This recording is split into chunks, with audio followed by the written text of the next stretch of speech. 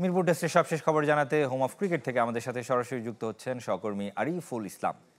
আরিফ, নিশ্চয়ই শুনতে পাচ্ছেন আমাকে। কি মনে হচ্ছে, প্রথম সেশনে দুটি মাত্র উইকেট পড়েছে এবং শেষ দিকে আমরা কিছুটা মারকুটে হতে দেখেছি আর আইরিশ ব্যাটারদের। ফল অন এড়ানো কতটুকু সম্ভব বলে মনে হচ্ছে আয়ারল্যান্ডের পক্ষে?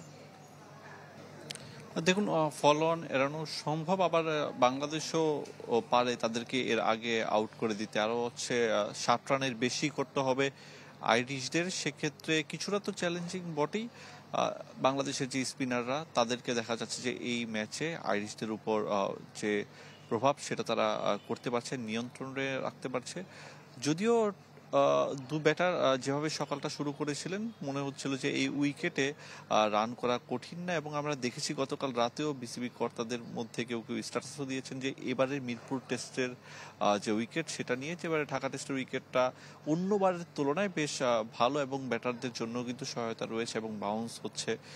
সেই যাই হোক, আজকে কিন্তু সবাই একটা আতঙ্কের মধ্য দিয়ে আছে ভূমিকম্পের কারণে। এই ম্যাচে 3 মিনিটের মতো একটা ব্রেক নেমে এসেছিল। তো সব মিলিয়ে দেখা যাক যে সেই আতঙ্কের মুভমেন্টটা কাটিয়ে এখন আসলে ক্রিকেটাররা কতটুকু মাঠে মনোযোগ দেন এবং সেখানে তাদের খেলাটা খেলতে পারে। আরিফ, আপনাকে অসংখ্য ধন্যবাদ। দর্শক, ঢাকা টেস্টের সবশেষ খবর জানাতে হোম অফ ক্রিকেট থেকে আমাদের সাথে সরাসরি যুক্ত হচ্ছিলেন সহকর্মী আরিফুল ইসলাম।